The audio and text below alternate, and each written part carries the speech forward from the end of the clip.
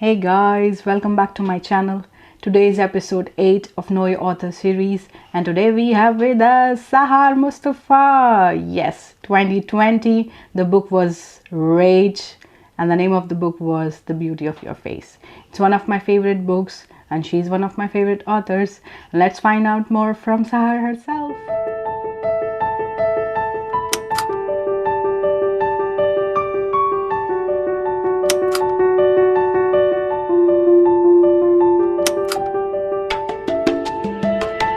Today we have Sahar Mustafah with us. She's a daughter of Palestinian immigrants, and inheritance she explores in her fiction. Her first novel, The Beauty of Your Face, was named a 2020 notable book and editor's choice by New York Times Book Review.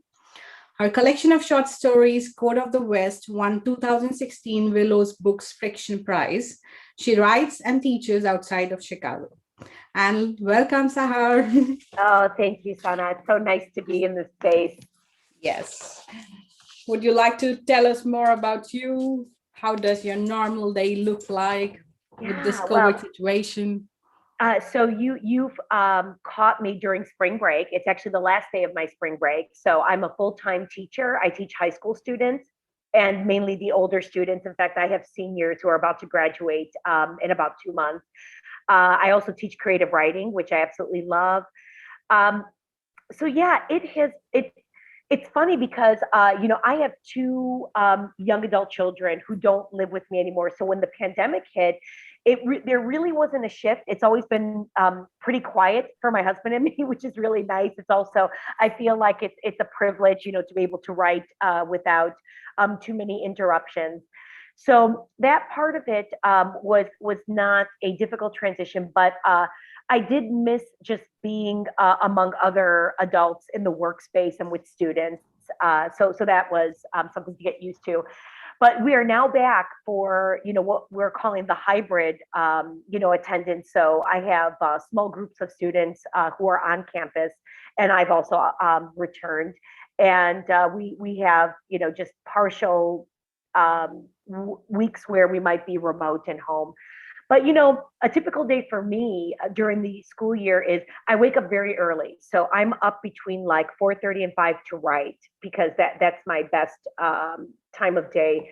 I feel most creative. And I know a few other writers who I've heard talk about this also describe it almost like this like pure brain energy that happens in the morning before it becomes like polluted with the stress of the day. So I definitely tend to produce more. And then I begin my teaching day and am done in the afternoon. I read a lot. If I'm doing anything for my creative work, it's maybe research in the late afternoon. But it's mostly the morning, devoted to writing. And that is pretty much it, besides being with immediate family members. And we're almost all vaccinated, which is really great. Uh, so yeah, I think that is in a nutshell, typical day. That's great. And how was your childhood? How was the child Sahar? She was a shy, she was an extrovert. I was a perfectionist and I remain a perfectionist. So things like, rejection are quite tough or mixed reviews, on my work. So let me give you just a little bit of background. So I was born in Chicago to Palestinian immigrants, as you mentioned. And I actually attended a Catholic school because there was no private Muslim school at the time in the late 70s, early 80s. So my parents wanted us to not attend public school, which they didn't think, would be a good space. But I think that's just, a horrible stereotype of public education. I'm a public education teacher now. So before we were here until I was 10. And then my parents transplanted us to Palestine, which I tell people was the best time of my life. So we were there for 5 years during very formative years. I was 10 to 15.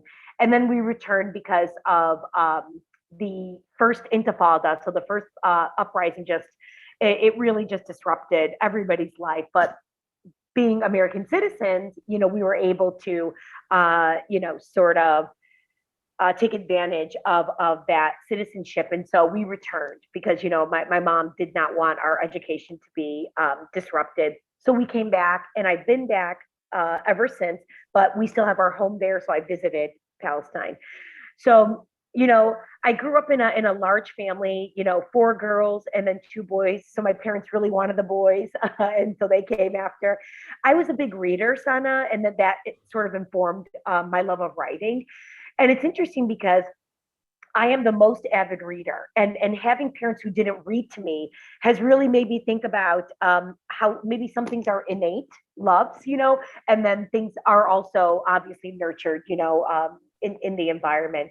But I mostly had great teachers who really fostered that love and really just advocated for me, which is actually quite unlike Afaf's character in the book, where teachers were just not seeing, her potential. So yeah, I would say I was definitely a perfectionist. I was a nerd. I'm more like Majid, I guess, in the story, who's like a straight arrow. I love to work and to accomplish things, so I'm pretty disciplined. That has always been, I think, a part of, who I am. I like to think that I'm personable, but I definitely really enjoy quiet time. I don't mind being alone. It's never been lonely, for me. So yeah, just as a quick overview. I could relate to so many things. For example, like my mother, she really fought with my father to send me to a Catholic school because that was the best school in the town. Yeah. Gosh, And the so Muslim funny. school we had was like more a Salafist school. Okay.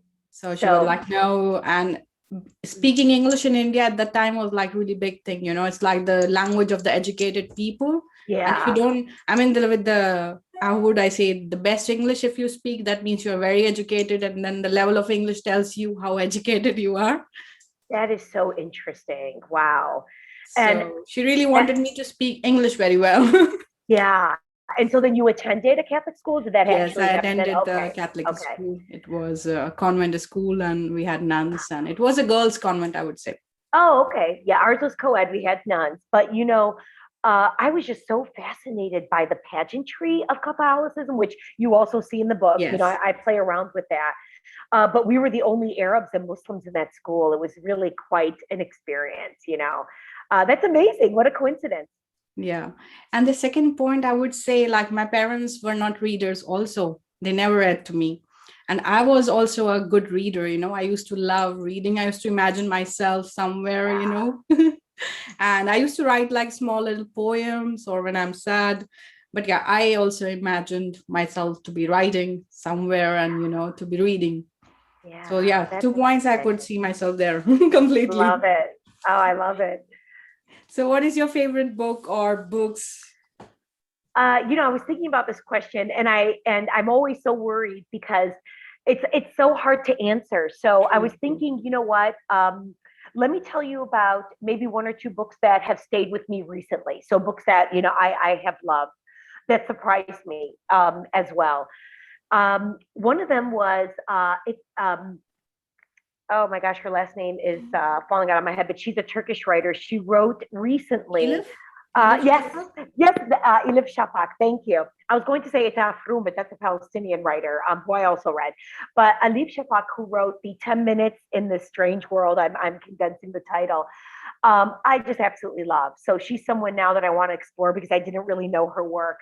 And I was just so moved by the compassion and empathy that she had for characters that on the surface, quite, and I hope this doesn't sound respectful, but almost like a freak show, like a circus, right? And I know she understood that that's probably how they might have been perceived very superficially, but she does such a beautiful job with getting us so close to a woman who's a prostitute, right? But that's the main character, Layla, but whom we get to understand very quickly was very damaged and had suffered trauma. And what I loved about that book is for all the reasons that I write, I'm so interested in where we come from, our origin stories, and how those shape the choices that we make, but how there are also forces that we are battling against, and sometimes we don't win.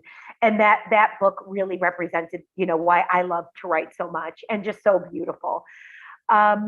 and I've been following her in the sense, of what it's like to write, in these hyphenated identities. And I think the other writer who surprised me is Colson Whitehead. He's he's a Black American writer. And I think they typically put him in the sci-fi category.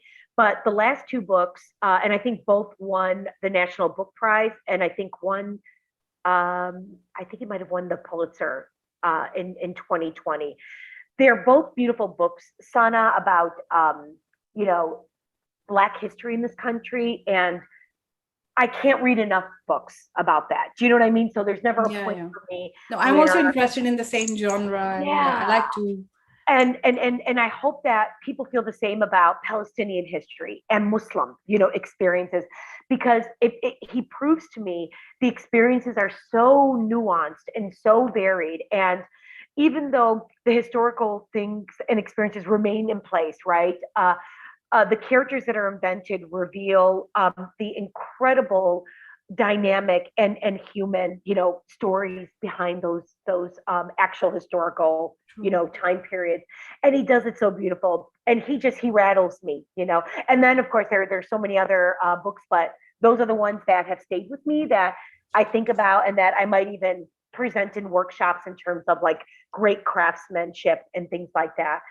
So I hope that's okay. I hope I'm getting away with. Yeah, I mean, sometimes people are confused. They want to have so many books, or the ones which are the latest reads. So it's normal. This question always baffles, I would say. Yeah, and there are writers who I just might read once, and I love their books, but that's it. Do you know what I mean? So that's the run, and it's for various reasons. But then it's so wonderful when you meet a writer and you want to keep going back. And it's same with me for Aleph also. I read her first book was 40 Rules of Love. Mm-hmm. And it was about Rumi, and it was more in the spiritual context, but then her writing style stayed with me, and then I keep going back to her.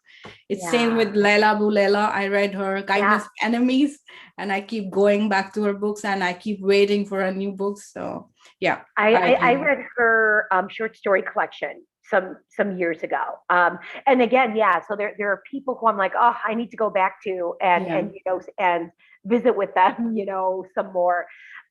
It's so wonderful to be in this time and to be reading living writers of color. It's extraordinary. And also I like the way how the characters you can write and you can relate to them. For example, after I read your book, I mean, in the past, when I saw people who come from the war zone, I feel like, okay, now they're better, that was in my head, that, okay, they come from a war zone, now they're better, they are in a better place. But no, when I read your book, I could relate that the war is not over. They sometimes bring the war with them, that trauma, that stress, it's going to their children are suffering. I mean, you don't know how many layers of struggle or stress is there in the lives of people. Yeah. I know, just speaking, as a Palestinian, interestingly, and I mentioned that I was in an interview yesterday for some scholarly research. And the interviewer asked me if I would consider myself nationalist in terms of Palestine. And it was such a great question because I felt like I couldn't claim that. So there's so much trauma that I've inherited from my family, but because the Palestinian identity is so fractured, so fraught, it's not like claiming the same as maybe being from Jordan or Saudi, or there's just so much of a complicated and violent, but then of course also a beautiful history of Palestine. But I can tell you, in my younger life, we weren't always forthcoming with identifying as that. And I just remember my parents always saying, when we were in places where we needed to identify, they would say from Jordan or from Jerusalem. They never uttered the word Palestine. And that has definitely been something I've internalized, So I appreciate what you're saying, that it's definitely generational. And the way each generation carries that, I think, looks different. The novel in progress that I'm working on now addresses that. It's mostly set in Palestine, and I'm really interested in the experiences of people like my daughter. So now they're third generation, and what Palestine means to them, while also exploring the native Palestinians and those who have been for generations in a refugee camp and so on. So yeah. So we know the third novel is coming now. I The hope second so. novel, actually, your third book. Yeah, second novel. My agent is waiting on it. I have two wonderful writing groups. One is with a wonderful Palestinian American writer, Susan Muadid, who just put out a fourth children's book from a series based on a Palestinian American girl. And she's so great, Sana, because she's like almost like my sensitivity reader. So she and I can check each other, and we're always paying attention to, are we inflating the stereotypes, around our community, so we can, and then I have a group that are not Arab or Muslim, but they're women and they're coming from really rich backgrounds. So they are reading it now and they're almost done. So then I can, get their notes and then hopefully be able to pass it along to my agent and see where it goes. Fingers crossed. Yes. Inshallah. So now a very easy question. What is your favorite food and drink? I think that's another one that's changed, I think, over time. It changes, yeah. Yeah. You know what I'll say? Let me say what I miss, because nobody makes it, either because somebody close to me has passed away. We've also left Palestine, but there's this dish called shish barak. And actually there was a short film that was based on that I watched with my husband. The Chicago Palestine Film Festival is happening virtually. And this woman is haunted by her dead mother, who is like criticizing all the parts of the recipe, that the daughter is trying to get through. But my grandmother used to make it and I loved it. And it's basically almost like these dumplings or ravioli that are steeped in a yogurt stew. So I miss that. So that's something that I've been, sort of craving. But, I hate to admit I am not an adventurous eater. So I don't eat seafood. I don't like lamb, which I think that sort of, I think, expels me from Arab society, since lamb is such a staple. But so I'll eat different things, but I think I keep coming back to some of the same things. And I think that's just being ornery as I'm getting older too. Yeah, but I do miss that dish. Some of the things, I don't cook because I wait to go home and wait for my mother to cook for me. I love it. I'm not even learning. I'm not keen on learning. It's like, okay, once I learn and I will make it, what is the charm? Yeah. And I have to say too, I mean, when I have more time, so like in the summertime, I probably cook more. I just, I miss my mom. My sisters, we all would just gather around and we would roll the werak dawali, which is mentioned in my book. And it was those times. So maybe it wasn't even the food as much as the stories that my mom would tell us. And I felt like we were always learning something new. And my mom was so funny because she'd always say, "Oh, I didn't tell you that," and then we'd be like, "No, we never heard this before." And I know that those have definitely spilled into my fiction, things of course that I fictionalized. So I think it's also just, I love to gather with people. I love to prepare food, with people. So I think it's the experience of food more so than eating it. I think that has always been special to me. Yeah. Okay. So what is fun time for you? What do you do in your me time, fun time? Yeah. So I'll tell you something new that I've sort of acquired with the pandemic to fill fun time is tatreez, is the Palestinian embroidery or the cross stitch. So I for whatever reason, Sana, I couldn't read books. I started listening. So something happened with my brain last year. I'm back, but I feel like the pandemic, I think, might have changed us in different ways. And for me, it was hard for me to concentrate. So I was listening a lot to books, which I didn't think I would do that. I remember, signing up for Audible or then getting audiobooks from my library. And I'm like, oh, I'm not really. And then it's something just switched on. So I would basically do the embroidery and listen. And that became fun. And that's something I continue to do. I'm going to admit that I watch what I call trash TV. So I'm into some of these reality shows. And so, but the good news is that my husband and I, we do not have any televisions except in our basement. So we don't have one in our room. We don't have one. And we're very particular about that because we just don't want to, get sucked in. So I'm able to maintain watching TV and even streaming. Like we might stream stuff in our bedroom off the computer, but we're really good at doing these other things too, and Yeah, like same with reading me. and I yeah, feel like definitely. it was hard for me to let go my Netflix addiction, but I did it. I'm Oh, back to good, reading and doing other stuff. good. I enjoy that Yeah, and I prefer it that way. So even if it is absolutely. very nice, something on Netflix, I'm like, okay, no, I will not go back to Netflix. I love it.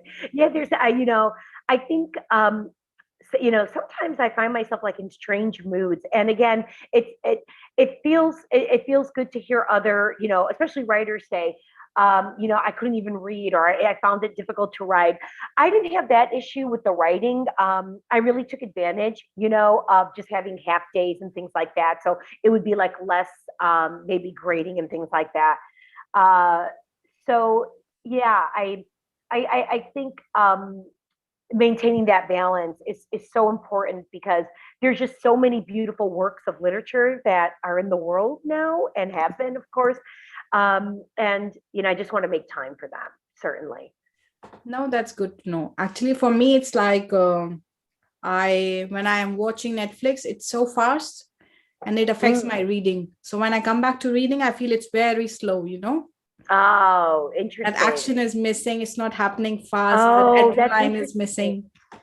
I appreciate that. And especially when you're streaming. So if you're like binge watching, or Yeah. I meant to say binge watching, it's all streaming.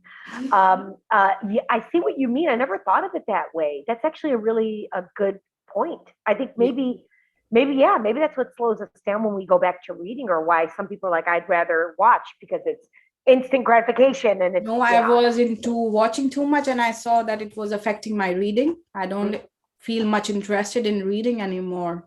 Yeah, well, that's good. It's good to hear that, So I stopped that thing and then I see that my reading was has, improving and yeah, then it's coming back at the same pace. So I knew what was affecting me. that's It good. was watching too Yeah, much TV. sure, sure. So that helped me and I'm happy to continue this way. Yeah. So one question I ask everyone, what is writing for you? It's many things, but I'll say when I answer this question, I think about why I started to write, and it stems from the reading that we were talking about earlier. But it became a way to basically honor my experiences and my community, and to basically see myself. Unfortunately, I did not grow up with any books that had brown or black characters in them, and certainly not any that identified as Muslim, Arab. And so the default was white. And I could see now too that I was writing to that white gaze, as we call it, and it took some years, I think, before I realized that really wasn't the audience that was valuable to me, but I was thinking, but that's what would sell, right? So I have really shifted dramatically. And that was because of the beautiful work of other writers of color, Arab writers, Muslim writers. And I guess it was, this goes to, what Toni Morrison is famously quoted as saying, write the book that you want to see in the world. And that's what I started doing, And so what's wonderful about that is the audience became my immediate communities, and I felt good about that. It also felt like a responsibility because I wanted to represent well, but I had to balance that with also keeping true to my vision, So there were times where I had to silence the critics, and I mean even like critics from my own community who I thought would be like, oh no, what is she doing? Like that's not, and that hasn't been the case. There has not been a single person who has written to me, emailed me to say you got it wrong. And then that's been so affirming. I've received just so many beautiful messages of love and support saying, Thank you. Finally, there's a story where I saw myself and that didn't play into that narrative of those really, negative stereotypes. So yeah, I guess to me, writing is just this amazing creative outlet, but it also um, is a vehicle for representation and that sense of belonging, in the larger world, I guess. Yeah. So, but when you were writing, did you had an idea that it will become something so big and people will be crazy about it and it will be a Oh, rage? you know what? Thank you for saying that because I think its journey continues for sure. I was happy, let me put it this way. I was so happy that a large publisher, a mainstream publisher picked it up. And I knew that when I was writing it that I would fight for it to get into the mainstream because I did feel like this was an important story. It was going to be one that felt very familiar, but then also unique. So that's the other part of it. It's like Afaf, I don't think is a character that anybody's seen yet in books, but people could really identify with her, right? And That's that's true. it's so amazing to hear that. And that is just, it's so heartening. So yeah, I guess, yeah, I had a good feeling. I was very worried, and that comes from being a perfectionist. And then to have, again, the response that I've received has just been wow.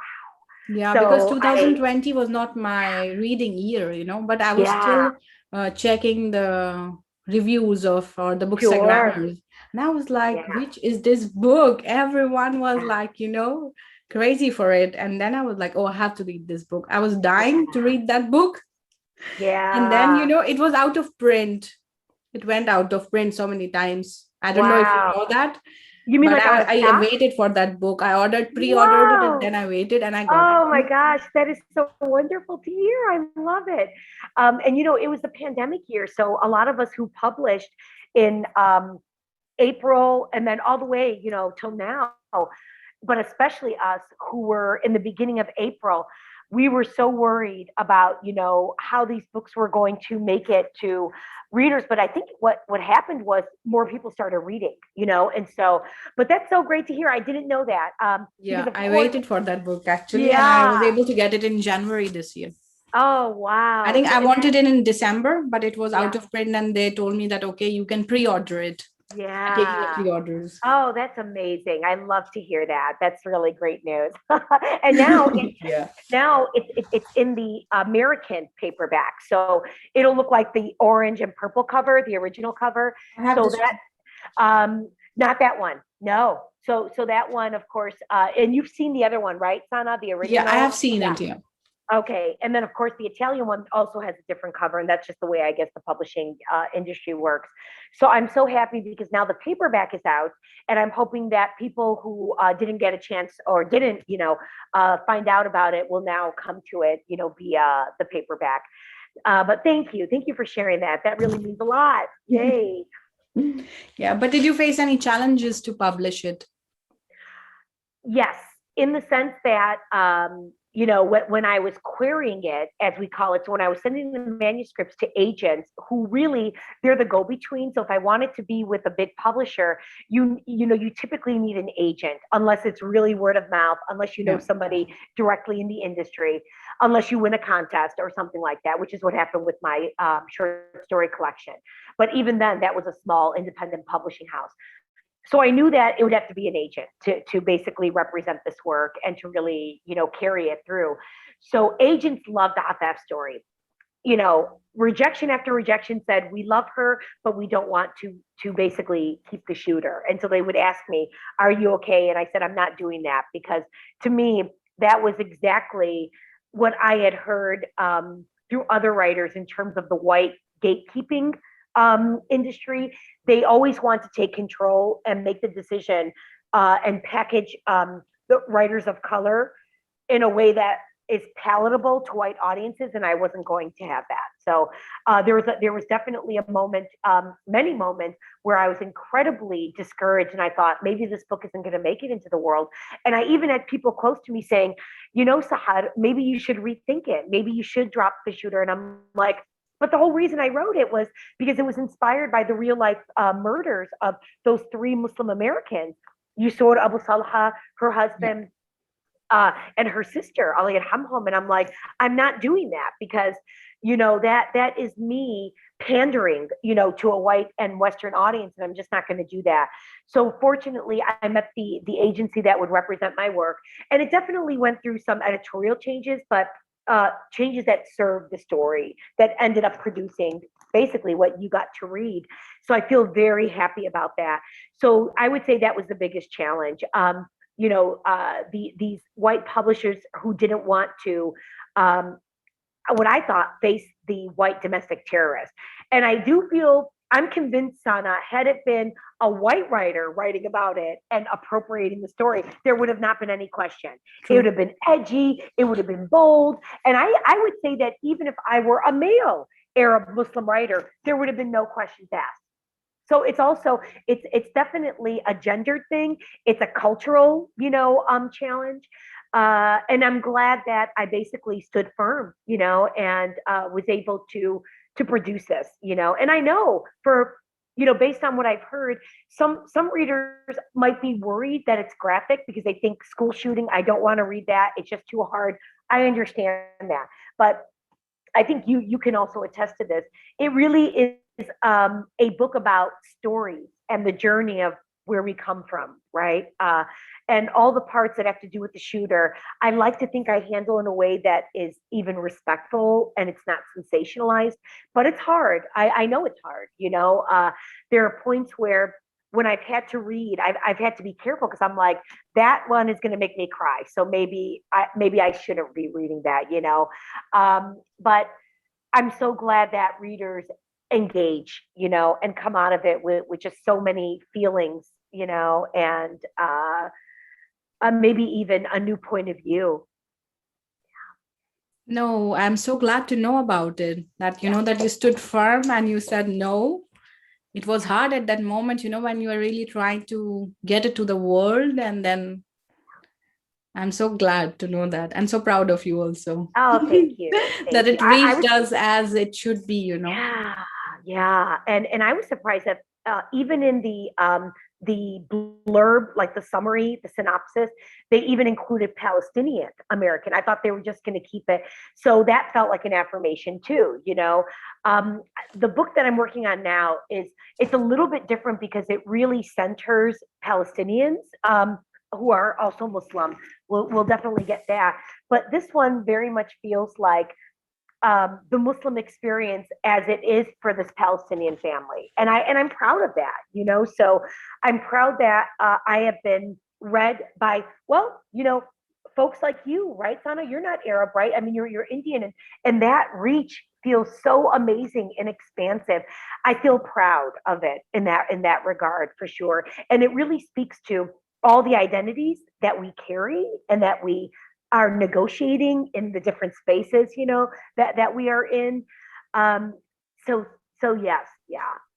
I And definitely I feel. like that it has so many layers, the book and the characters, that it was about Palestinians, how they're settling, the children, what's happening to them. Then also it's about teaching and the school.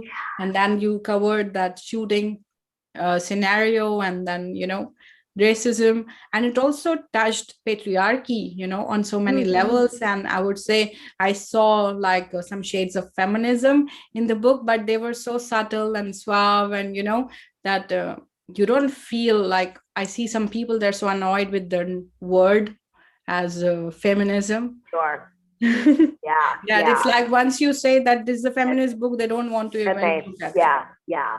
I think it's because of the way we've been defining it too. True, true. Because to me, that moment when Afaf is embraced by the circle of women, to me that feels very feminine, but then also feminist. It's so lovely, and women empowering women. I mean, this is a beautiful thing. But I think this book also reveals that men can be very positive. I was very concerned about Baba, who I also loved writing probably the most, because I had this chance to dispel the stereotype, of the horrible patriarchal men, that really just oppress. And I'm glad I had that opportunity. And I know that he wasn't always easy for readers because they saw him as being obviously flawed and also contributing to the issues. But he becomes this real beautiful mentor, and he's the one who like kind of formally introduces Afaf to Islam. And I was like, yes, a win, for our families, because, I am surrounded by beautiful Arab and Muslim men. Not all of them, we see characters like Rami who were horrible to Afaf. And I just want to make sure that I make room. Okay, the stereotypes might appear, but guess what? They're not the only story. So, I like to counter, those characters. And that's why I love writing so much. It gives me the opportunity to do that. No, I really loved it. It has stirred so many things in a beautiful way that, okay, I totally love the book. Thank Do we have a message for the readers and the viewers of this? Yeah, you know what? Here's what I'm going to say. Thank you for engaging in my book. Thank you, for taking the time to support it. But please do not let it be the last book that you read from someone of my background, either Palestinian, Muslim, definitely a woman, Arab. Please make sure that you continue to seek out the writers, because I don't want to be the last book that basically represents a community. It's so important for us to keep expanding those reading experiences. And if you are seeking them out, that actually does affect what the industry will produce. So because audiences have said, we want more Arab and Muslim writers, luckily the industry is listening and saying, okay, let's continue to publish. So last year alone in 2020, I was one of like 4 Palestinian American writers who produced books. To me, that's amazing. We might see that maybe every year or every other year, kind of thing.